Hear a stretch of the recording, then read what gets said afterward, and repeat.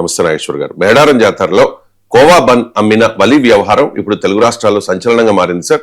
ఒక YouTuber వలిని question చేశారు, మీరు ఏదైనా దీనిలో మిక్స్ చేశారా అంటూ అతని మతాన్ని కూడా క్వశ్చన్ చేసి కించపరిచే ప్రయత్నం చేశారు. సో వలికి సపోర్ట్ అయితే పెరుగుతోంది సార్. రీసెంట్ గా ఆంధ్రప్రదేశ్ మంత్రి నారా లోకేష్ కూడా ఒక ట్వీట్ చేశారు వలికి సపోర్ట్ గా. Dear brother Wali, I'm deeply sorry that you had to endure this. Such divisive and communal behavior has no place in our Telugu society, which has always stood for harmony, mutual respect and brotherhood.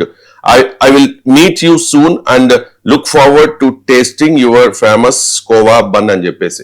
Sir, అంటే మేడారం జాతర అదేదో హిందువులకు సంబంధించిన జాతర కాబట్టి అక్కడ ముస్లింలు అమ్మకూడదు, అలా అంటే ఏదో ఒక దురుద్దేశంతో అమ్ముతున్నారు అన్నట్టుగా విపరీతంగా సోషల్ మీడియాలో కొంతమంది ట్రోల్ చేస్తూ ఉన్నారు సార్. ఈ వలి వ్యవహారం, కోవా బన్ వ్యవహారం మీద మీ కామెంట్ ఏంటి సార్? అంటే ఒక్క మతానికి సంబంధించిన పండుగలు, ఉత్సవాలు, కార్యక్రమాల్లో మరో మతం వాళ్ళు వ్యాపారం చేయకూడదు రాజ్యాంగంలో ఎక్కడా లేదు సార్. నరేంద్ర మోడీ ప్రభుత్వం అధికారులకు వచ్చి 11 ఏళ్ళు పార్లమెంట్ లో చట్టం చేశారా? నో. అన్ని మత వ్యాపార నిషేధ చట్టం అనేది చేశారా? మరి మీకు ఎవరిచ్చారు అధికారం? సో పేదరికానికి మతం ఏంటి? దరిద్ర నారాయణుడు అని చెప్పి గాంధీ మహాత్ముడు చెప్పాడు కదా. ఆకలికి మతం ఏంటి? అణచివేతకు మతం ఏంటి? దోపిడీకి గురవుతున్న వాడికి మతం ఏంటి? పాప అతను ఏమీ బిలియనీరా ఏమైనా? నీ దమ్ముంటే, ధైర్యం ఉంటే పెద్ద పెద్ద దోపిడీదారుల మీద పడు.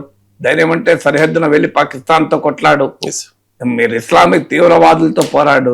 చిన్నవాళ్ళు పాపం వాళ్ళు ఏదో 10 రూపాయలకు బంధమ్ముకునే వాడికి ఏముంటుంది శక్తి? సో నిజంగా హిందూ ధర్మం చెప్తుందా? హిందూ ధర్మము జీవరాశులందరి పట్ల కరుణ చూపమని, దయ చూపమని చెప్తుంది కదా. నిజమైన హిందువు ఎప్పుడు కూడా పేదవాడి ఆకలి తీరుస్తాడు. అన్నదానం చేయడం హిందూ ధర్మంలో భాగం. అన్నదానం చేసేటప్పుడు నువ్వు ఏ మతం అని అడుగుతారు ఎవరన్నా? ఇది ఎక్కడైనా చూడండి, అన్నదానం చేసే వాళ్ళు గుళ్ళ ముందు అన్నదానం చేస్తారు. నువ్వు ఏ మతం వాడివని చెప్పి అన్నదానం చేస్తారా? ఇది కూడా ఒక అన్నదానం లాంటిదే కదా. ఇంకొకటి, మన దేశ రాజ్యాంగంలో కొన్ని ప్రాథమిక హక్కులు ఉన్నాయి. ఒకటి, మతం పేరిట వివక్ష చూపరాదు. Discrimination on the name of caste, creed, class, religion, region అనేది మతం ప్రాతిపదిక కానీ మరే ప్రాతిపదిక వివక్ష చూపరాదు. ఇప్పుడు అతను పేద ముస్లిం వ్యాపారి కనుక అతని పైన వివక్ష చూపడం అనేది రాజ్యాంగం అంగీకరించదు. 2, right to do freedom, article 19, freedom to do business anywhere. దేశంలో ఎక్కడైనా వెళ్ళి వ్యాపారాలు చేసుకునే స్వేచ్ఛ ఉంటుంది. ఆంధ్రప్రదేశ్కు చెందిన అతను గనక తెలంగాణలో వ్యాపారం చేయకూడదు, ముస్లిం గనక హిందూ పండుగల్లో వ్యాపారం చేయకూడదు, హిందువు గనక ముస్లింల అప్పుడు వ్యాపారం చేయకూడదు అని ఎక్కడా లేదు. There is no law. ఇది 2వది. సో 3వది, మీకు మతం పేరిట వివక్ష చూపరాదు, వ్యాపారం ఎక్కడైనా చేసుకోవద్దు, ఎక్కడికైనా వెళ్ళవచ్చు కూడా. ఫ్రీడమ్ ఆఫ్ బిజినెస్ అనేది ఆర్టికల్ 19 చెప్తుంది. ఫ్రీడమ్ ఆఫ్ మూవ్మెంట్ అంటే ఆంధ్రప్రదేశ్ కర్నూలు అతను కదా, సమ్మక్క సారక జాతర ఎలా వస్తుంది అడగరాదు, ఎందుకంటే ఫ్రీడమ్ ఆఫ్ మూవ్మెంట్ ఉంటుంది. అంటే నువ్వు దేశంలో ఏ నిషేధిత ప్రాంతాలు మినహాయిస్తే ఎక్కడికైనా వెళ్ళవచ్చు. మరి ఈ ఫండమెంటల్ రైట్స్ మీకు యూట్యూబర్లు అని చెప్పుకునే వారికి ప్రజ్ఞా స్వేచ్ఛ ఉంటుంది ఆర్టికల్ 19 1A ప్రకారం అని మీరు చెప్పుకుంటున్నారే, అది కూడా లేదు. ఆర్టికల్ 19(2) సహేతుక ఆంక్షలు విధించే అవకాశం ఉంటుంది. మరి మీకు ప్రజ్ఞా వాళ్ళకి ఫండమెంటల్ రైట్స్ ఉండవా? సో ఈ ఉన్మాదం ఎందుకు పెరుగుతుంది? సో ఈ ఉన్మాదము పెరగటానికి కారణం ఏంటంటే దీని వెనకాల రాజకీయం. ఈ విద్వేషము పెంచి ఆ మతపరమైన విభజన తెచ్చి దాని నుంచి ఓట్లు ఏరుకునేటువంటి పరిస్థితి. ఆ మతపరమైన రాజకీయాన్ని ప్రశ్నించకుండా లోకేష్ నేను వలికి మద్దతుగా ఉంటానంటే ఉపయోగం ఏముంటుంది? ఇప్పుడు ఇది 10 ఏళ్ల క్రితం మనం ఇలాంటి ధోరణులు చూసామా? 20 ఏళ్ల క్రితం ఇలాంటి ధోరణులు చూసామా? ఎందుకంటే లాస్ట్ 10 yearsలోనే ఈ ధోరణి ఇంత స్థాయిలో పెరిగింది.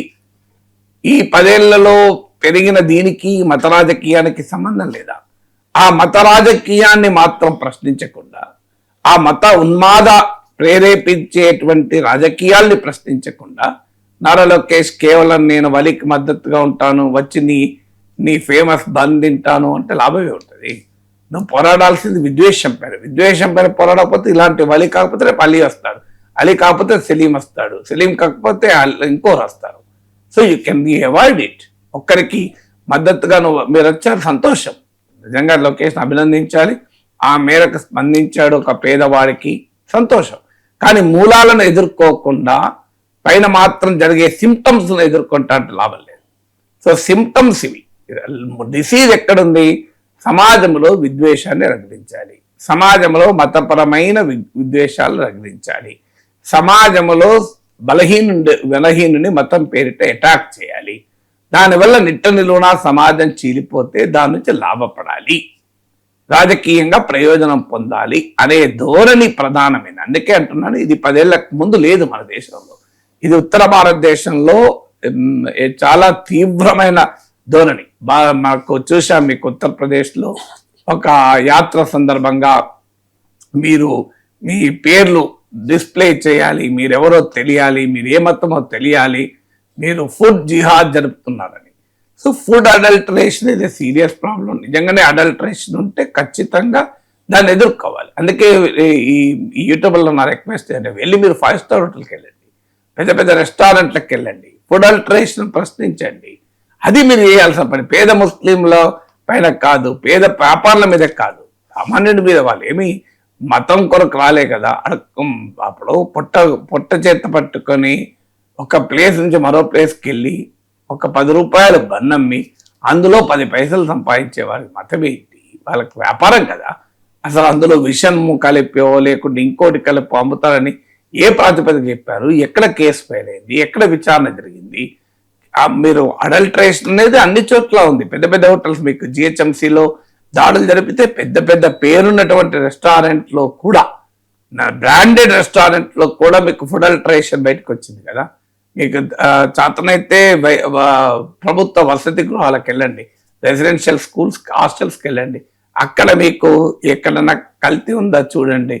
సో కానీ ఒక పేదవాడు ఏదో పాపం కోవా బన్ అని అమ్ముకుంటుంటే దాంట్లో మీరు ఆధార్ కార్డుకి ఏం సంబంధం? ఆధార్ కార్డు నిజంగా అడిగితే ఫుడ్ లైసెన్స్ ఉందా అని అడగాలి. కానీ మన దేశంలో అసంఘటిత రంగానికి ఏ లైసెన్స్ ఉంటుంది? మీరు సుల్తాన్ బజార్లో రోడ్డు మీద అమ్ముకునే వాళ్ళ దగ్గరికి వెళ్ళి, గప్చుప్ బండ్ల దగ్గరికి వెళ్ళి మీరు ఎన్నడైనా మీ ఆధార్ కార్డు ఉందని అడిగారా? గప్చుప్ బండ్ల దగ్గరికి వెళ్ళి, పావుబాజీ అమ్ముకునే వాళ్ళ దగ్గరికి వెళ్ళి, మీరు ఇలా రోడ్డు పక్కన ఈటరీస్ అమ్మే వాళ్ళు చాలా మంది ఉంటారు. మీరు వాళ్ళ దగ్గరికి వెళ్ళి మీకు వ్యాపార లైసెన్స్ అడిగారా? అసలు లైసెన్స్ ఉంటాయా? మన దేశంలో 90% అసంఘటిత రంగం. రోడ్డు పక్కన మిర్చి బజ్జి అమ్ముకునే వాళ్ళు ఉంటారు. వాళ్ళ దగ్గరికి వెళ్ళి ఎప్పుడన్నా మీకు లైసెన్స్ ఉందని అడిగారా? పోనీ వాళ్ళ క్వాలిటీ స్టాండర్డ్స్ మీరు వెరిఫై చేశారా? మీరు వాళ్ళ ఫుడ్ అడల్టరేషన్ జరిగిందని మీకు ఎందుకు అనుమానం రాలేదు? సో ఇది చాలా స్పష్టంగా మత విద్వేషాన్ని, జర్నలిజం పేరిట మత విద్వేషాన్ని రగిలించేటువంటి ఒక ప్రక్రియ. అందులో ఒక మతం వాళ్ళని టార్గెట్ చేసి ప్రతిదాన్ని హలాలని, దీనికి కోవబన్కి హలాల్కి ఏం సంబంధం?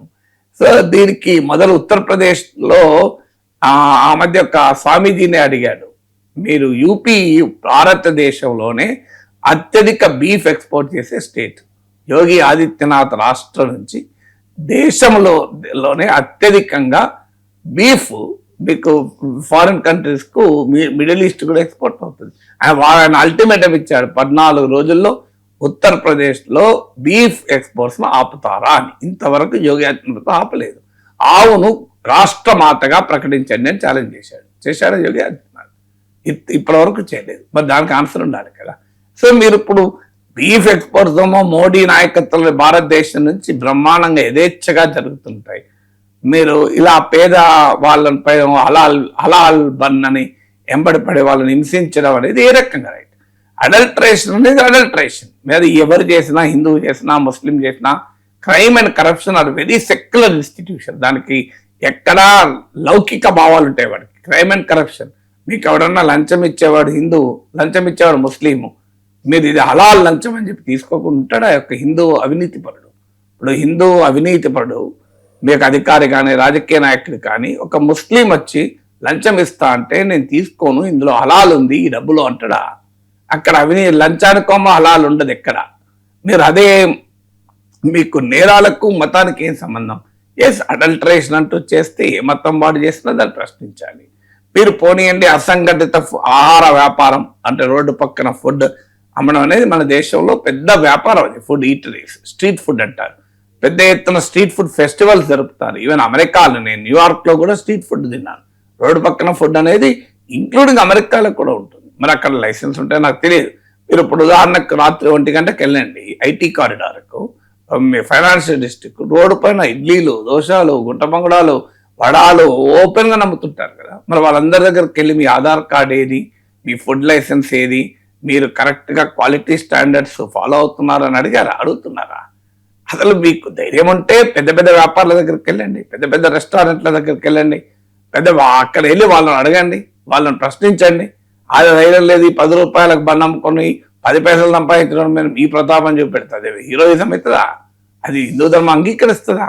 అది ఎక్కడన్నా హిందూ ధర్మం బలహీనుడి పట్ల ప్రేమ చూపమని చెప్తుంది, బలహీనుడి పట్ల ఉండమని చెప్తుంది కదా, మీకు అండగా ఉండమని చెప్తుంది. అది కదా హిందూ ధర్మం. హిందూ ధర్మం ఈ రకమైన విద్వేషాన్ని, ఈ విద్వేష రాజకీయాల్ని, విద్వేష వ్యాపారాల్ని ఎట్టి పరిస్థితుల్లో అంగీకరించింది. ఇటీవల ఉత్తరాఖండ్లో ఒక జిమ్ ఓనర్ దీపక్ ఇలా దేశవ్యాప్త సెన్సేషన్ అయ్యారు కదా. ఈ రకమైన ఒక బాబా క్లాస్ స్టోర్స్ అని ఒక 70 ఏళ్ల వృద్ధుడు 30 ఏళ్లుగా ఒక చిన్న షాప్ పెట్టుకుని బట్టలు అమ్ముకుంటే ఆయన మీదకి ఒక గుంపు వెళ్ళి నువ్వు బాబా అని ఎందుకు పేరు పెట్టుకున్నావు అని చెప్పి అటాక్ చేశారు. దానికి అడ్డుపడ్డటువంటి దీపక్ను బెదిరించారు. ఇప్పుడు అతను ప్రాణాలు తీస్తామని బెదిరిస్తున్నారు. ఇది మన ఉత్తరాదిలో చూసాం ఈ ట్రెండ్. మీరు సౌత్లో తెలుగు రాష్ట్రాల్లో చూస్తే ఈ చూడడం మొదలైంది. చాలా ప్రమాదకరమైన ధోరణి.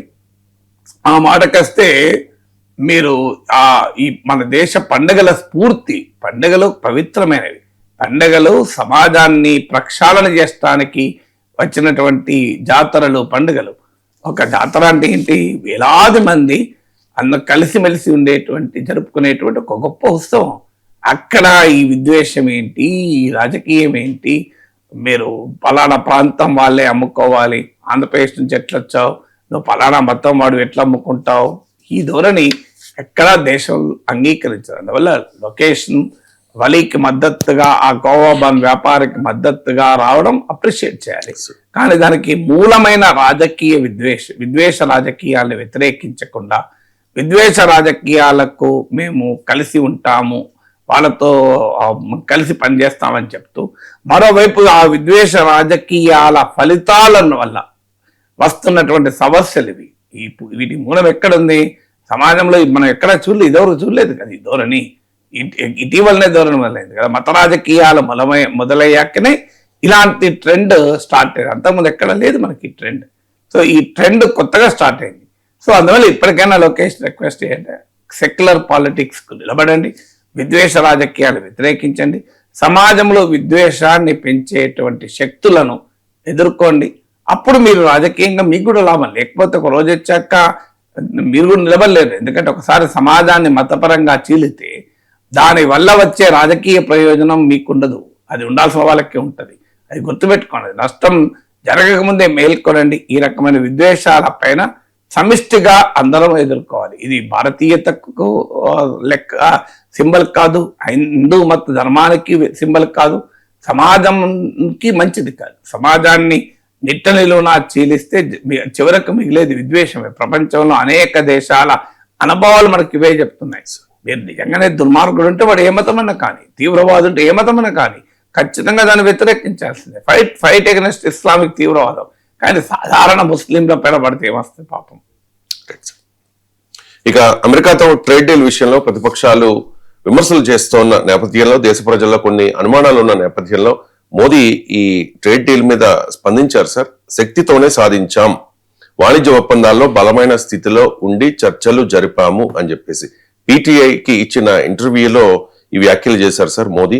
ఈ ఇంటర్వ్యూ మీద కూడా కాంగ్రెస్ పార్టీ కొన్ని విమర్శలు చేస్తోంది. జాగ్రత్తగా తయారు చేసిన స్క్రిప్ట్ ప్రకారమే మోదీ మాట్లాడారు అని చెప్పేసి. సార్, చాలా శక్తితోనే సాధించాం, బలమైన స్థితిలో ఉండే చర్చలు జరిపాం అమెరికాతో ట్రేడ్ డీల్ విషయంలో అంటూ ఉన్నారు సార్. నమ్మొచ్చు? సంతోషమే. బలంగా శక్తితోనే జరిపితే రష్యా చివరి కొనద్దని ట్రంప్ ఆదేశించడం ఏంటి? దానిపైన ఇప్పటికీ మోడీ మౌనంగా ఉండడం ఏంటి? జయశంకర్ మౌనం ఏంటి? పీయూష్ గోయల్ మౌనం ఏంటి? పదే పదే Trump, Marco Rubio, white house spokes persons Russia చమురు కొనడం ఆపుతామని భారతదేశం హామీ ఇచ్చిందని చెప్తున్నారు. మరి మీరు ఎందుకు మౌనంగా ఉంటున్నారు? లేదు, మేము హామీ ఇవ్వలేదని చెప్పే ధైర్యం ఎందుకు చేయలేకపోతున్నారు? సో ఇది శక్తితో చేసిన వ్యవహారం అవుతుందా? కొన్ని రష్యా నుంచి చమురు కొనడం ఆపేస్తే భారత్కి ఎలా లాభమో చెప్పండి. ఆపడం మొదలు పెట్టారు కదా, లెక్కలతో సహా మన ముందు ఉన్నది కదా. డిసెంబర్ 2025లో కంపేర్ టు డిసెంబర్ 2024 మీకు 15% తగ్గింది. నవంబర్ 2025తో పోలిస్తేనే 27% పడిపోయింది ఒక్క నెలలోనే. ఓవరాల్గా మీకు భారీగా తగ్గుతుంది, అమెరికా నుంచి పెరుగుతుంది. డిసెంబర్ 2024తో పోలిస్తే డిసెంబర్ 2025లో అమెరికా నుంచి దిగుమతి చేసుకున్నది 31% పెరిగింది. ట్రంప్ ఇదే చెప్తున్నాడు, రష్యా నుంచి కొనడం మానేస్తారు, అమెరికాతో కొంటారు అని. సరిగ్గా డేటా అదే చెప్తుంది కదా. కాదని మీరు ఎక్కడ డేటా చెప్పండి. లేదు, మేము రష్యా నుంచే చమురు కొంటాం, రష్యా చీప్కి ఇస్తే రష్యా నుంచి కొంటాము, అమెరికా రష్యా కన్నా చీప్ ఇస్తే కొంటామని చెప్పమండి ధైర్యంగా. ఇంతవరకు చెప్పలేము. మరి అది ధైర్యంగా ఎక్కడ శక్తితో చెప్తే ఆ ధైర్యం ఎందుకు రావడం లేదు? మాకు అమెరికా రష్యాతో సంబంధం లేదు, ఎవరు చౌకగా చమురిస్తే వాళ్ళ దగ్గర కొంటాం అని ధైర్యంగా ఒక్క మాట భారత ప్రభుత్వాన్ని చెప్పమనండి. ఎందుకు చెప్పడం లేదు? మాకు డైవర్సిఫై చేసుకుంటున్నాం ఇలా దొంగదుగుడు చెప్తున్నారు తప్ప సూటిగా అమెరికానా రష్యా అనేది సంబంధం లేదు.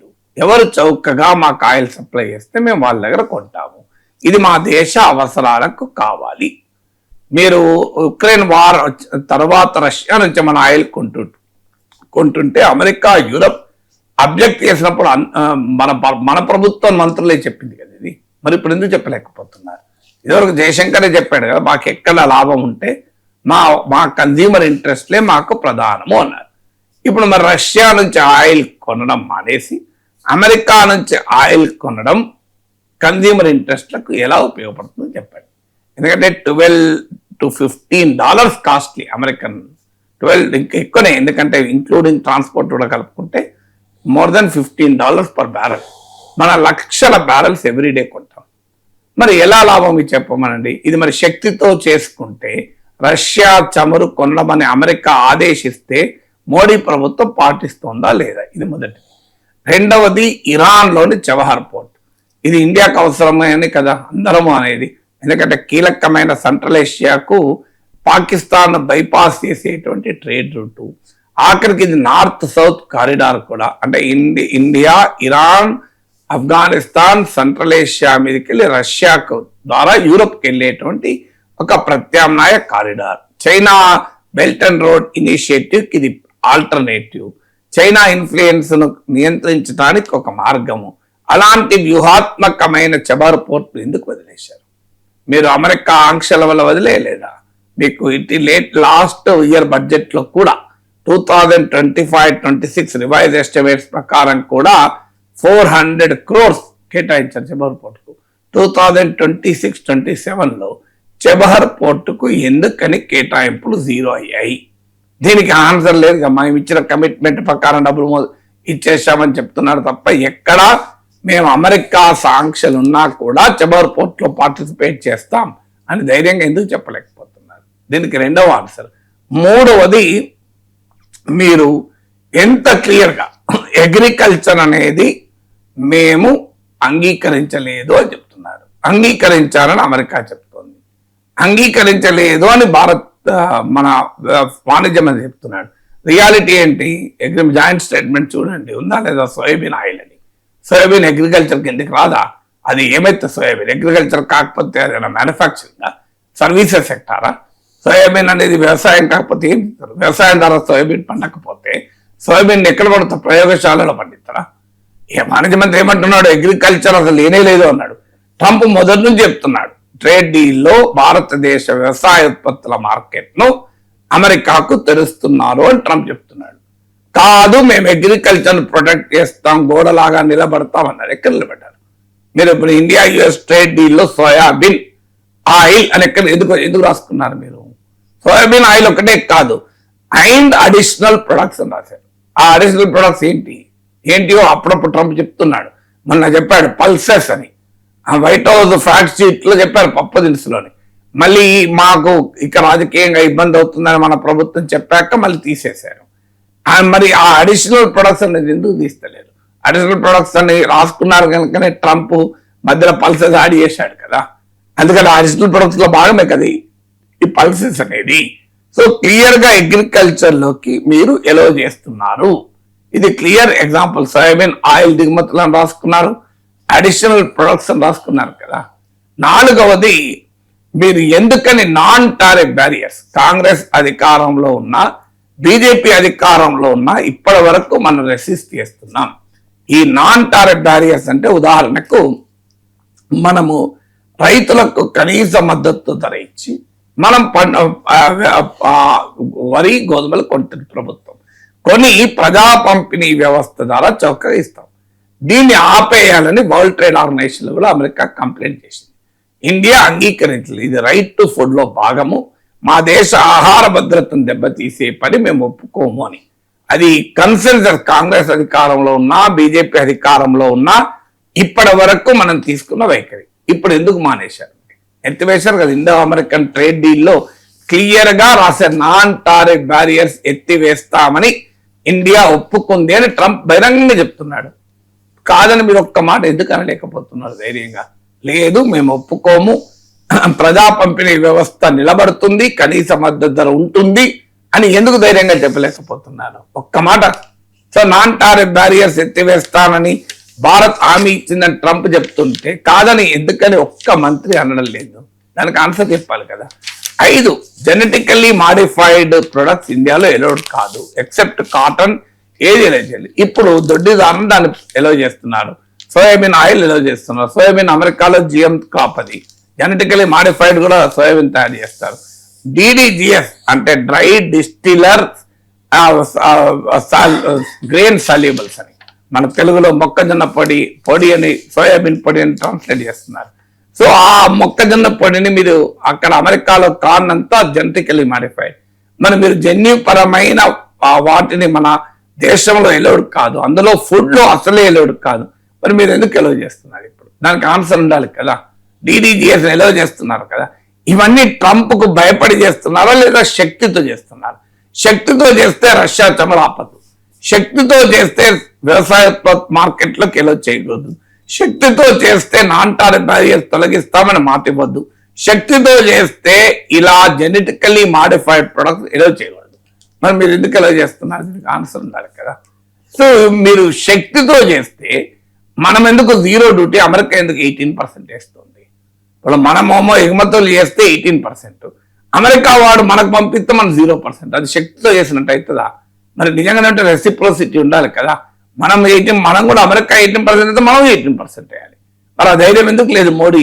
అదేందయ్యా, నువ్వేమో 18% వేస్తావు మా ఉత్పత్తుల పైన, మా ఎక్స్పోర్ట్స్ పైన, నీ ఎక్స్పోర్ట్స్ పైన మేము 0 ఎందుకు వేయాలని అడుగుతున్నాడు ఆ మోడీ.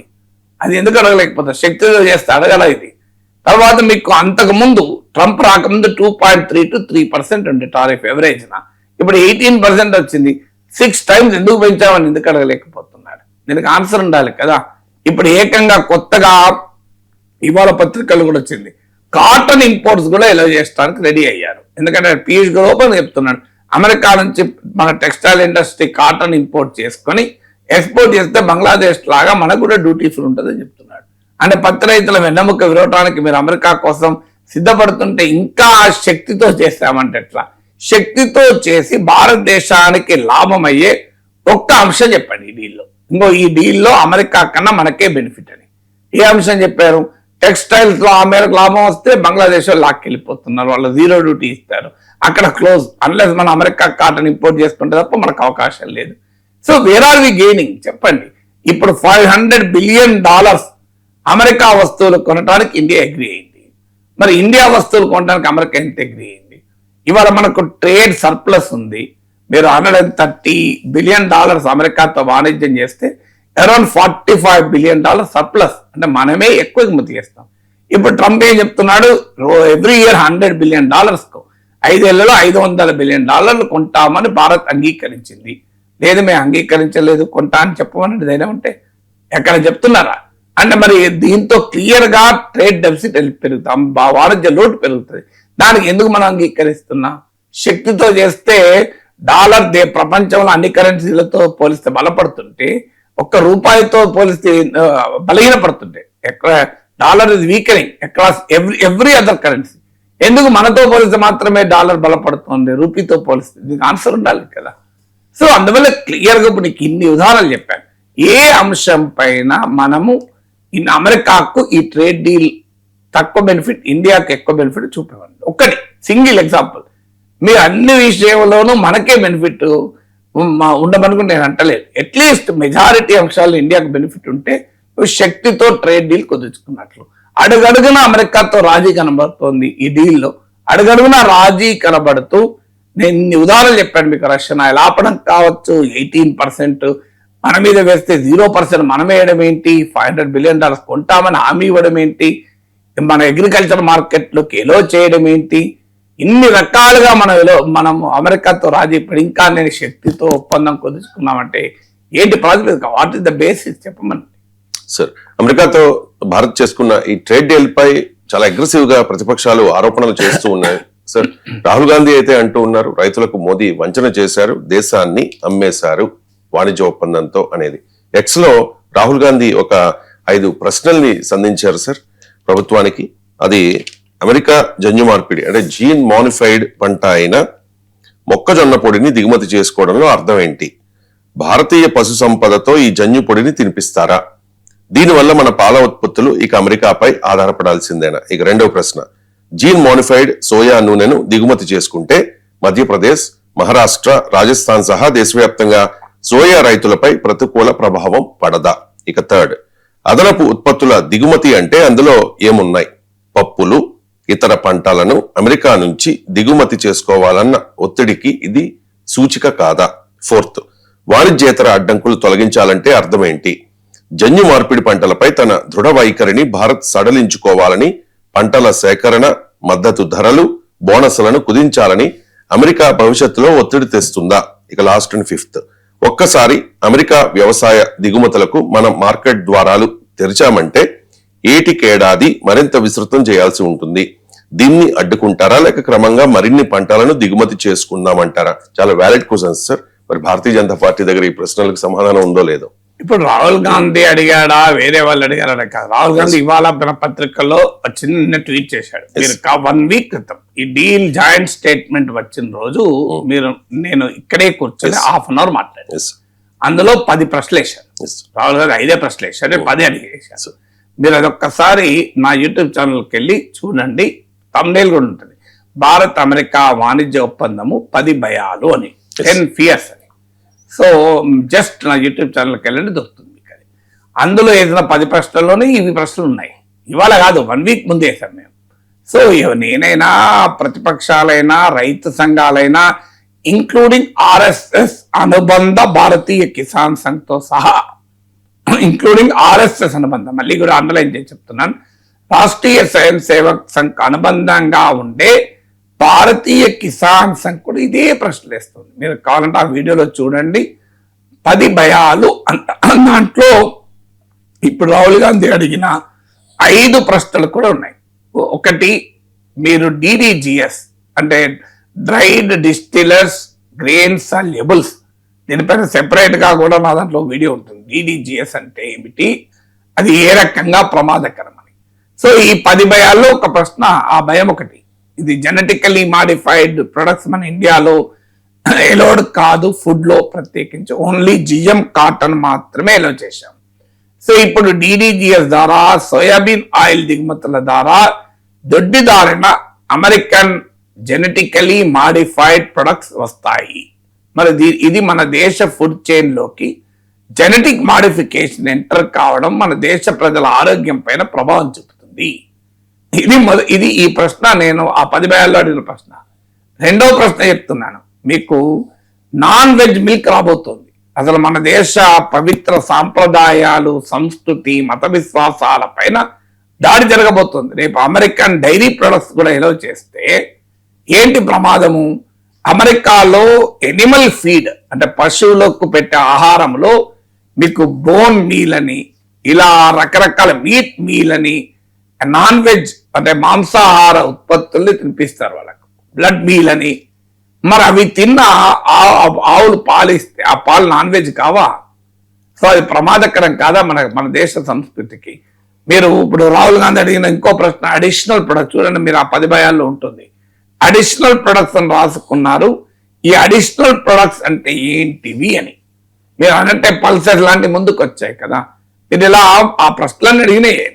అందరూ అడుగుతారు నాన్ టారిఫ్ బ్యారియర్స్ ఎత్తివేస్తామన్నారు. నాన్ టారిఫ్ బ్యారియర్స్ అంటే ఇప్పుడు నేను ఇంతకుముందు చెప్తున్నట్లు మీకు కనీస మద్దతు ధర నాన్ టారిఫ్ బ్యారియర్ గా అమెరికా భావిస్తుంది. పబ్లిక్ డిస్ట్రిబ్యూషన్ సిస్టమ్ ద్వారా ఆహార ధాన్యాలు పంపిణీ చేయడాన్ని నాన్ టారిఫ్ బ్యారియర్స్ గా అమెరికా భావిస్తుంది. మరి ఇప్పుడు నాన్ టారిఫ్ బ్యారియర్స్ ఎత్తివేస్తాము అని మీరు స్పష్టంగా ఇండియా అమెరికా ట్రేడ్ డీల్లో రాసుకుంటే మరి అది ఎంత ప్రమాదకరం భారతదేశానికి? ఇది కాక ఇంకా చాలా ప్రశ్నలు అడిగాం. మీరు ఉదాహరణకు ఇండస్ట్రియల్ గుడ్ దిగుమతి చేసుకుంటాం అని ఈ ఒప్పందంలో రాసుకున్నారు. దీనివల్ల మన స్మాల్ స్కేల్ ఇండస్ట్రీ మొత్తం దెబ్బతినే ప్రమాదం ఉంటుంది. ఈ ఇండస్ట్రియల్ గూడ్స్ ను మనం దిగుమతి చేసుకోవడం వల్ల అగ్రికల్చర్ ను ఎలో చేయమన్నారు, క్లియర్ గా సోయాబీన్ ఆయిల్ ఎలో చేశారు అండ్ అడిషనల్ ప్రొడక్ట్స్ అని రాసుకున్నారు. So these are all valid questions. మీరు ఇప్పుడు ట్రేడ్ రాహుల్ గాంధీ అడగని ప్రశ్న, ట్రేడ్ డెఫిసిట్ కంట్రీ కాస్త ట్రేడ్ సర్ప్లస్ ఎంజాయ్ చేస్తున్న భారతదేశం కాస్త రేపు ట్రేడ్ డెఫిసిట్ ను అనుభవించాల్సి ఉంటుంది. $500 బిలియన్ అమెరికా ఉత్పత్తులు కొంటామని అంగీకరించాం, అదొక ప్రశ్న. రష్యన్ చమురు ఆపేస్తామని అంగీకరించాం, ప్రశ్న. అందువల్ల ఇక రాహుల్ గాంధీ 5 అడిగాను, నేను 10 ప్రశ్నలు అడిగాను. సో అందువల్ల ఇవందరము అడుగుతున్న ప్రశ్నలు, వీటికి ఎక్కడా సమాధానం లేదు. సమాధానం ఇవ్వటానికి కూడా సిద్ధపడడం లేదు. అసలు ఏమైనా ఉంటే ఉపన్యాసాలు ఇచ్చి వదిలేస్తున్నారు. సో వ్యాలిడ్ క్వశ్చన్స్ ఇవ్వండి. దేశ ప్రజలు ఆందోళన చెందుతున్న ప్రశ్నలకైతే ఆన్సర్స్ రావాలి కదా. ఇక గ్రహాంతర జీవులు అంటే ఏలియన్స్ ఉన్నాయా లేదా అనే దానిపై ఎప్పటి నుంచో చర్చ జరుగుతోంది సార్. కొందరు అంటూ ఉంటారు ఉన్నాయి, మేము చూసాము అని కూడా అనేవాళ్ళని చూసాం. ఇప్పుడు అమెరికా మాజీ అధ్యక్షుడు బరాక్ ఒబామా అంటూ ఉన్నారు సార్, గ్రహాంతర వాసులు ఉన్నాయి. కానీ ఈ ఏరియా 51 కి సంబంధించి కూడా ఆయన మాట్లాడారు. ఒకసారి bike please. Are aliens real? They're real, but I haven't seen them, and they're not being kept in what is it? Area 51. Area 51. There's no underground facility unless there's this enormous conspiracy, and they hid it from the president of the United States. What was the first question you wanted answered when you became president? Where are the aliens? Where are the aliens? Aliens ఉన్నాయని చెప్తున్నారు sir. ఆయన America అధ్యక్షుడిగా కూడా పనిచేశారు. And ఈ area 51 గురించి ఆయన మాట్లాడారు. అసలు ఏంటి సార్ ఈ ఏరియా 51? అమెరికాలోని నెవాడా డెజర్ట్ లో ఒక ప్రాంతం. ఇది ఎప్పటి నుంచో ఈ ఏలియన్స్ సంబంధించిన క్రాఫ్ట్స్, వాళ్ళు వచ్చిన వాహనాలకు సంబంధించిన వెడి భాగాలు, ఏలియన్స్ కు సంబంధించిన బయాలజికల్ మెటీరియల్ ఇక్కడ ఉంది. అమెరికా ఎప్పుడో దశాబ్దం క్రితమే వీటిని ఇక్కడ స్టోర్ చేసి ప్రయోగాలు చేస్తుంది అనేది ఒక ఆరోపణ. సో నెవాడాలోని ఒక ప్రాంతం ఏరియా 51. రకాల స్పెక్యులేషన్లు వచ్చాయి. అమెరికన్ మిలిటరీ ఇది నిర్వహిస్తోంది. అమెరికా వద్ద ఏలియన్స్ కు సంబంధించినవి వాళ్ళు క్యాప్చర్ చేసుకొని ఉన్నారు. ఇలాంటి రకరకాల చర్చలు నడుస్తూనే ఉన్నాయి ఈ ఏరియా 51 నుంచి. సో ఇప్పుడు బరాక్ ఒబామా చెప్పింది అలాంటిది ఏమి ఏరియా 51లో లేదు. అక్కడ ఏదైనా మరి అండర్ గ్రౌండ్ ఫెసిలిటీ ఉండి ఏదైనా పెద్ద కుట్ర జరిగి దేశ అధ్యక్షునికి కూడా తెలియకుండా దాచిపెడితే తప్ప ఏరియా 51లో ఏలియన్స్ కు సంబంధించిన ఏవి లేవు అని చెప్తున్నాడు. ఇక ఏలియన్స్ ఉన్నాయని నేను నమ్ముతున్నాను అన్నాడు. ఆయనే కాదు, చాలా మంది నమ్ముతూ ఉంటారు. ఇప్పుడు దీన్ని అన్ఐడెంటిఫైడ్ ఫ్లయింగ్ ఆబ్జెక్ట్స్ UFO అని, అన్ఐడెంటిఫైడ్ అన్ఎక్స్ప్లెయిన్డ్ ఏరియల్ ఫినామినా అని UAP అని అంటారు. సో చాలా సార్లు అమెరికన్ మీడియాలోను ప్రపంచ మీడియాలోను ఇలాంటివి వస్తూనే ఉంటాయి. ఈవెన్ అమెరికా మిలిటరీ కూడా ప్రకటించింది, ఎస్ అసలు ఆరిజిన్ ఏంటి, అవి ఎక్కడి నుంచి వస్తున్నాయి, ఎవరు పంపిస్తున్నారు, వాటి స్వభావం ఏంటి, అర్థం కాని ఆబ్జెక్ట్స్ ను మేము గగనతలంలో చాలా సార్లు గమనించాము అన్నది అమెరికన్ మిలిటరీ కూడా చెప్తుంది. దట్ డజంట్ మీన్ అవి ఏలియన్స్ అని కాదు. పాయింట్ ఏంటంటే we could not identify their origin, వాటి నేచర్ ఏంటి, వాటి క్యారెక్టర్ ఏంటి అని. వీటిపైన రకరకాల వీడియోలు, రకరకాల స్పెక్యులేషన్లు వస్తాయి. Stephen Hawking greatest theoretical physicist of the times. So ఆయనను అడిగితే ఆయన ఒకటే చెప్పాడు, to my mathematical mind aliens exist అయ్యే ప్రాబబిలిటీ ఉండవచ్చు. ఇప్పుడు బరాక్ ఒబామా కూడా అదే చెప్పాడు. ఇంత విశాలమైన యూనివర్స్, లక్షల కోట్ల కిలోమీటర్ల దూరం ఒక గ్రహానికి మరో గ్రహానికి. సో అనేక సూర్య కుటుంబాలు, లెక్కలేనన్ని సూర్య కుటుంబాలు ఉంటాయి. ఒక సూర్య కుటుంబంలోనే ఒక గ్రహానికి మరో గ్రహానికి మధ్య కోట్ల కిలోమీటర్ల తేడా ఉంటుంది. ఇప్పుడు ఉదాహరణకు మనకు నియరెస్ట్ గా ఉన్న మూన్ అనే ఒక సెలెస్టియల్ బాడీని ఎంత దూరమో చూడండి. అంగారక గ్రహం మనకు ఉన్నంతలో నియరెస్ట్ అది. అక్కడికి వెళ్ళడానికి 8 నెలలు పడుతుంది. మన మంగళ్యాన్ మిషన్ 8 months పట్టింది. ఇక ఇంతకన్నా వేల లక్షల రెట్లు దూరంలో మన సోలార్ ఫ్యామిలీలోనే ఉన్నాయి. ఇలాంటి సోలార్ ఫ్యామిలీస్ అనేకం, అనంతం. విశ్వం అనంతమైంది. ఈ అనంతమైన విశ్వంలో ఎక్కడ ఏముందో ఎవరు చెప్పగలుగుతారు? సో వాళ్ళు ఏ రూపంలో ఉన్నారు, అసలు మనకున్న డైమెన్షన్స్ ను మించి ఉన్నారా? సో నోబడీ నోస్ వాళ్ళ డైమెన్షన్స్ ఏంటి, వాళ్ళ యూనివర్స్ 2 dimension 3 dimension మనం సినిమాలు చూస్తాం, 3 dimension ఇంకో రకంగా ఉంటుంది. సో మీకు nobody knows in what form they are, in how they communicate, what kind of material they are made up, nobody knows. So అందువల్ల ఈ అనంతమైన విషయంలో ఉండే అవకాశం ఉంది అనేది నమ్ముతారు. ఈవెన్ స్టీఫెన్ హాకింగ్ లాంటి వాళ్ళకు కూడా to my mathematical minds. కానీ ఆ గ్రహాంతర వాసుల కోసం మీరు పరిశోధించి ప్రయోజనం ఏంటి? ఒకవేళ పరిశోధించినా వారు నీకన్నా అత్యంత శక్తివంతులు కూడా కావచ్చు. They may be more sophisticated. అప్పుడు మానవాళి ఉనికికే ప్రమాదం కదా, అది ఇంకా డేంజరస్ కదా. ఇప్పుడు నీకు నిజంగానే గ్రహాంతర వాసులు ఎన్కౌంటర్ అయినావు అనుకున్నా, వాడు నీకన్నా 1,000,000 times మోర్ సఫిస్టికేటెడ్ ఉండొచ్చు. సో అప్పుడు నీకు పెద్ద ప్రమాదం దారి తీసే అవకాశం కూడా ఉంటుంది కదా. సో అందువల్ల ఎందుకు ఈ ఆలోచన అనేది చాలా మంది చెప్పేది. అంటే ఉండవచ్చు, ఈ విశాలమైన విశ్వంలో ఎక్కడైనా జీవం ఉండవచ్చు. అది ఏ రూపంలో ఉందో కూడా తెలియదు. జీవం అంటే ఇప్పుడు మనం అర్థం చేసుకుంటున్న ఈ స్వభావం కలిగినటువంటి మెటీరియల్తో, బయాలజికల్ మెటీరియల్తో జీవం ఉంది. రేపు ఈ బయాలజికల్ మెటీరియల్ కాక అదే మెటీరియల్తో తయారైందో ఎవరికి తెలుసు? ఇప్పుడు మనకున్న భూమి పైన ఇంకో ఇన్ని ఎలిమెంట్స్ ఉంటాయి, వీటితో ఈ భూమి తయారై ఉంది. అది ఇంకా దేంతో ఉంటుందో మనకి ఎవరిక? So nobody knows. అందువల్ల ఎలాంటి లైఫ్ ఉందో వెరీ డిఫికల్ట్ గెస్. ఇప్పటి వరకు శాస్త్రీయంగా గ్రహాంతర వాసులు ఉన్నట్టు కానీ, వాళ్ళని చూసినట్టు కానీ, వాళ్ళ ఉనికిని కనుగొన్నట్టు కానీ ఏ సైంటిఫిక్ ఎవిడెన్స్ లేదు. ఉన్నదల్లా తమకు అర్థం కాని ఆబ్జెక్ట్స్ అంతరిక్షంలో ఉంటే దాన్ని అన్ఐడెంటిఫైడ్ ఏరియల్ ఫినామినా, వాళ్ళకి అర్థం కాలేదు ఇది ఏంటి అని. ఇప్పుడు ఈవెన్ అమెరికాలో నిఘా బెలూన్స్, హాట్ బెలూన్స్ వచ్చినా కూడా ఏలియన్స్ అనుకున్నారు వాటిని. అలాంటి ఉదాహరణలు కూడా ఉన్నాయి. సో ఇప్పటి వరకు ఉన్నది ఏంటంటే అన్ఐడెంటిఫైడ్ ఫ్లయింగ్ ఆబ్జెక్ట్స్ చూసిన వాళ్ళు ఉన్నారు. అన్ఎక్స్ప్లెయిన్డ్ ఏరియల్ ఫినామినా అంటే ఇది ఏంటో అర్థం కాదు. ఇదిగో ఈ ఆబ్జెక్ట్ ఎక్కడి నుంచి వచ్చింది, దీని స్వభావం ఏంటి, ఇదేంటో తెలియని సందర్భాలు ఉన్నాయి తప్ప ఖచ్చితంగా గ్రహాంతర వాసులు ఏంటి, ఈ సూర్య కుటుంబం దాటి ఇంకో సూర్య కుటుంబం నుంచి కూడా వస్తున్నారేమో కిరక. So nobody knows. అందువల్ల దాని మీద మనం ఆలోచించి సాధించేది ఏమీ లేదు. అందుకే మనకు తెలియని అంశాల సమాధానం దొరకని ప్రశ్నల గురించి తలకాయ పట్టుకోవడం కన్నా సమాధానం ఉన్న ప్రశ్నలు ఉన్నాయి కదా. ఇప్పుడు సమాజంలో అసమానతలు ఉన్నాయి, పేదరికం ఉంది, ఉద్యోగాలు సమస్యగా ఉంది, వాణిజ్య యుద్ధాలు జరుగుతున్నాయి, దేశాల మధ్య యుద్ధాలు జరుగుతాయి. వీటిని మొదలు పరిష్కరించుకుందాం.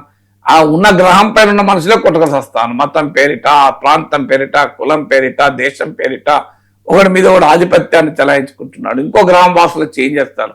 మొదలు ఈ గ్రహంలో ఉన్న వాసులందరూ సుఖంగా ఐక్యంగా ఉంటే తర్వాత చర్చ. మనమే కొట్టుకుంటాం రోజు. ఒక దేశం మరో దేశంపై యుద్ధం చేస్తుంది, ఒక వర్గం మరో వర్గాన్ని ఆధిపత్యం చెలాయిస్తోంది, విద్వేషాలతో సమాజం నిట్టనిలా చీలిపోతుంది అవడం, బాగా ఒక దేశం అత్యంత సంపన్న దేశం, మరో దేశం నిరుపేద దేశం. సో భూమిపై ఉన్న గ్రహంలోనే ఇన్ని సమస్యలు ఉండగా వీటన్నిటిని పరిష్కరించడం మానేసి మాకు సమాధానం దొరకని గ్రహాంతర వాసుల గురించి ఆలోచించే సమయం వృధా చేసుకోవడమే కదా. ఇక 2023 తెలంగాణ అసెంబ్లీ ఎన్నికల్లో కాంగ్రెస్ పార్టీకి వచ్చిన ఓట్ పర్సెంటేజ్ 40, వచ్చిన సీట్లు 64, అధికారంలోకి వచ్చింది. ఆ తర్వాత జరిగిన లోక్సభ ఎన్నికల్లో 40% ఓట్ షేర్, 8 సీట్లు కైవసం చేసుకుంది. ఇక రీసెంట్ గా జరిగిన మున్సిపల్ ఎన్నికల్లో కూడా నియర్లీ 40% ఓట్ షేర్ వచ్చింది. మెజారిటీ మున్సిపాలిటీల్లో, మెజారిటీ కార్పొరేషన్లలో గెలిచిన పరిస్థితి. సార్ ఇక్కడ ఆంధ్రప్రదేశ్ లో కూడా జగన్మోహన్ రెడ్డికి వైఎస్ఆర్ కాంగ్రెస్ పార్టీకి 2024 అసెంబ్లీ ఎన్నికల్లో 40% ఓటింగ్ వచ్చింది సార్. అక్కడ 11కు మాత్రమే పరిమితమైంది. ఇక్కడ అదే 40% ఓట్ షేర్ తెచ్చుకున్న కాంగ్రెస్ పార్టీ మాత్రం ప్రతి ఎన్నికల్లో తన హవాను కొనసాగిస్తోంది. ఏంటి సార్ తేడా? అంటే ఫండమెంటల్ డిఫరెన్స్ ఏంటంటే మన దేశంలో ఎలక్షన్స్ ఓటింగ్ ఆధారంగా సీట్లు ఉండవు. దీన్నే ప్రపోర్షనల్ రిప్రజెంటేషన్, దామాషా పద్ధతి అంటారు. ప్రపంచంలో కొన్ని దేశాల్లో పూర్తి స్థాయిలో దామాషా పద్ధతి ఉన్నాయి, కొన్ని స్థాయిలో 2 రకాలుగా ఉన్నాయి. ఇప్పుడు నేపాల్ ఉందనుకోండి, మనలాగా ప్రత్యక్ష ఎన్నికల ద్వారా సీట్లు ఫిల్ చేస్తారు, పార్టీలకు వచ్చిన ఓటింగ్ ఆధారంగా కూడా సీట్లు ఫిల్ చేస్తారు. కానీ మన దేశంలో ఉన్నది కాస్త ఫస్ట్ పాస్ట్ పోస్ట్ సిస్టమ్. ఎవరికి ఎక్కువ ఓట్లు వస్తే వాళ్ళు గెలుస్తారు కాన్స్టిట్యున్సీలో. ఒక కాన్స్టిట్యున్సీలో 1,00,000 ఓట్లతో గెలవచ్చు, ఇంకో కాన్స్టిట్యూన్సీలో 10 ఓట్లతో ఓడిపోవచ్చు కూడా. సో అందువల్ల మన దేశంలో ఓటింగ్ కు సీట్లకు కన్వర్షన్ రేట్ సంబంధమే ఉండదు. మీకు ఆంధ్రప్రదేశ్లో మీరు అన్నది ఇప్పుడే కాదు, 2019లో టీడీపీ ఓడిపోయినప్పుడు కూడా 40% ఓటింగ్ వచ్చింది, వాళ్ళకు 23 సీట్లు వచ్చాయి. ఇటీవల 2024 ఎన్నికల్లో కూడా 40% ఓటింగ్ వచ్చింది. మీకు వైఎస్ఆర్ కాంగ్రెస్ కు 11 సీట్లే వచ్చాయి. కానీ తెలంగాణకు వచ్చేవరకు ఏంటంటే some of the 2 sides is always greater than the third side అంటారు. జామెట్రీ సూత్రం ఇది. అంటే ఒక త్రికోణంలో 2 భుజాల పొడవు 3వ దానికన్నా ఎక్కువ ఉంటుంది మీకు. సో ఇక్కడ తెలంగాణకు వచ్చేసరికి మీరు అన్నట్లు 2023 అసెంబ్లీ ఎన్నికల్లో 39.4% వచ్చింది మీ కాంగ్రెస్ కు, 37.3% వచ్చింది బీఆర్ఎస్ కు. ఒక 2% డిఫరెన్స్ తో అధికారమే వచ్చేసింది. మీకు లోక్సభ ఎన్నికలకు వచ్చే వరకు కూడా కాంగ్రెస్ కు 40.1% వచ్చింది. మళ్ళీ ఇప్పుడు మున్సిపల్ ఎన్నికల్లో 39.87% వచ్చింది. అంటే వరుసగా 40% ఓటింగ్ కాంగ్రెస్ కు వస్తుంది, వరుసగా విజయాలు సాధిస్తూ వస్తుంది. సో మీకు డిఫరెన్స్ ఏంటంటే ఎప్పుడైనా మీరు ఈ 3 ఎన్నికలు తీయండి, కాంగ్రెస్ 40%, బీజేపీ బీఆర్ఎస్ కలిస్తే మోర్ దెన్ 10% ఎక్కువ ఉంటుంది. మీకు అసెంబ్లీ ఎన్నికలు తీసుకున్నాను, 2023 అసెంబ్లీ ఎన్నికలు బీఆర్ఎస్ కు 37.3%, బీజేపీకి 13.9%, నియర్లీ 14%, అంటే 51.2%. సో 37.3% బీఆర్ఎస్ కు, 13.9% మీకు కాంగ్రెస్ బీజేపీకి, 2 కలిపితే 51.2%. కాంగ్రెస్కి వచ్చింది ఎంత? 39.4%. సో క్లియర్గా nearly 12% difference, more than 11% difference. ఇక లోక్సభ ఎన్నికలు తీసుకుందాం, కాంగ్రెస్కి వచ్చింది 40.1%, బీఆర్ఎస్కి వచ్చింది 16.7%, మీకు 34.9 అరౌండ్ 35% మీకు బీజేపీకి వచ్చింది. 2 కలిపితే అరౌండ్ సేమ్ 51 to 52%, సేమ్ మళ్ళీ అరౌండ్ 11% 12% మధ్య తేడా. సేమ్ మీకు అసెంబ్లీ ఎన్నికలకు లోక్సభ ఎన్నికలకు బీఆర్ఎస్ బీజేపీ కలిపితే అదే తేడా, మళ్ళీ తేడా ఏం లేదు. డిఫరెన్స్ ఏంటి? మోర్ దెన్ అరౌండ్ 20-21% బీఆర్ఎస్ కు తగ్గి బీజేపీకి పెరిగాయి.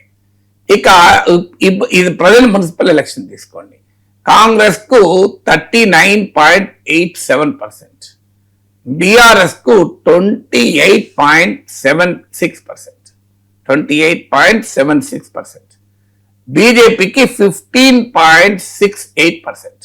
మళ్ళీ 2 కలపండి 43, 44, 45% ఉంటుంది.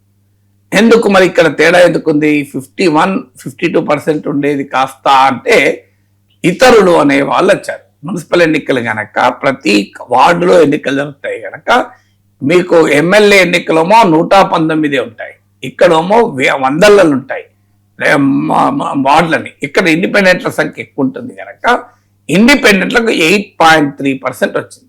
మళ్ళీ మీరు టోటల్ చేయండి, 8.3 ప్లస్ 15.68 ప్లస్ 28.76 మీకు దాదాపు అంతే ఉంటుంది చూడండి.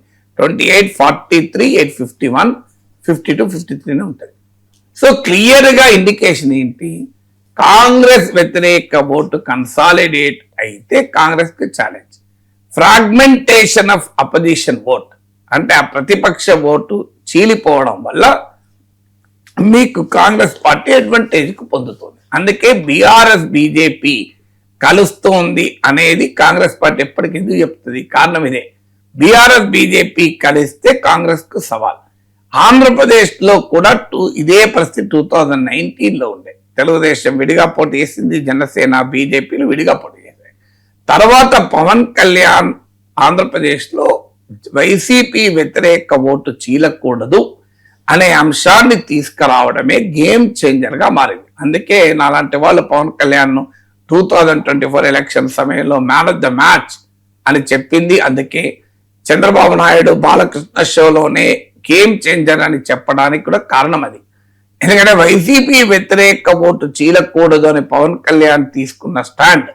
అంతకుముందు పవన్ కళ్యాణ్ టీడీపీని విమర్శిస్తూ, లోకేష్ విమర్శిస్తూ అనేక సార్లు చంద్రబాబు విమర్శిస్తూ మాట్లాడాడు.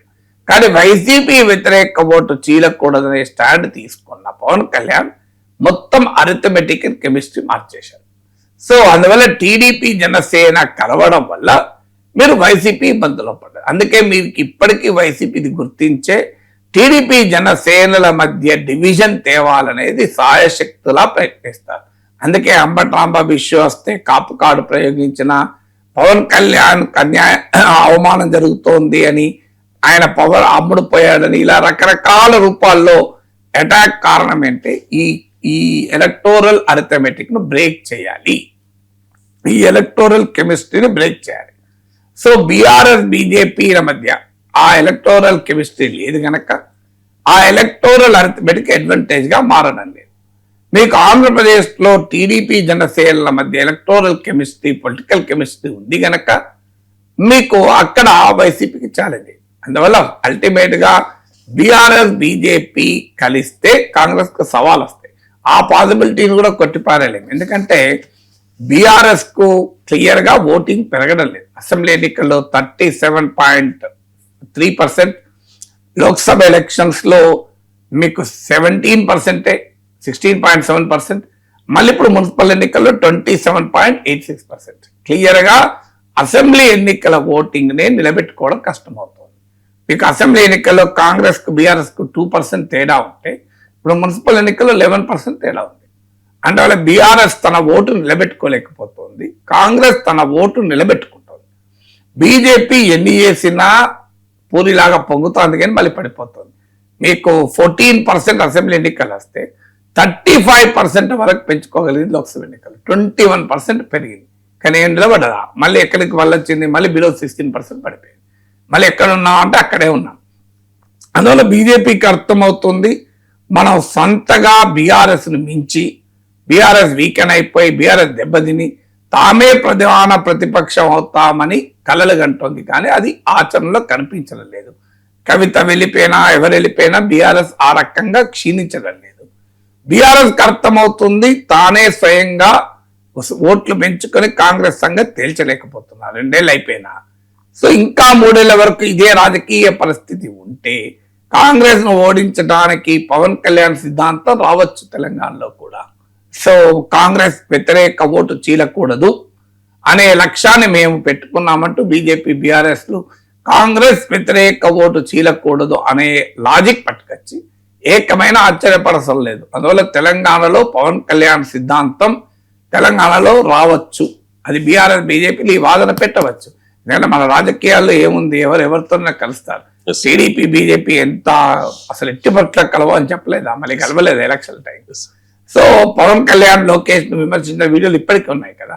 చంద్రబాబు నాయుడు విమర్శించిన వీడియోలు ఉన్నాయి, అమరావతి భూసేకరణ పైన వ్యక్తం చేసిన అభ్యంతరాలు ఉన్నాయి, అవన్నీ మీకు వీడియోలు కూడా ఇప్పటికీ ఉన్నాయి. పవన్ కళ్యాణ్ విమర్శిస్తూ టీడీపీ వాళ్ళు చేసిన ఉపన్యాసాలు వీడియోలు కూడా ఉన్నాయి. అయినా మరి గెలిచారు కదా. ఇప్పుడు కూడా ఏమవుతుంది, మీకు కాంగ్రెస్ ముక్త భారత్ సాధించడం కొరకు మేము కలుస్తున్నామని బీజేపీ చెప్తుంది. కేసీఆర్ కి అయితే చాలా ఈజీ మెథడ్, మీకు తెలంగాణ కోసం కుష్టు వ్యాధినైనా కౌగలించుకుంటాం, గొంగలి పురుగునైనా ముద్దు పెట్టుకుంటామని కేసీఆర్ కి అయితే డెఫినెట్ గా ఒక డైలాగే ఉంది. తెలంగాణ విశాల ప్రయోజనాల కొరకు మేము ఏవైనా చేస్తామని వాళ్ళు అంటారు. సో ఆ పాసిబిలిటీ మనం కొట్టిపారేలేదు. తెలంగాణలో పవన్ ఫినామినా వచ్చే అవకాశం ఉంది. Thank you so much sir.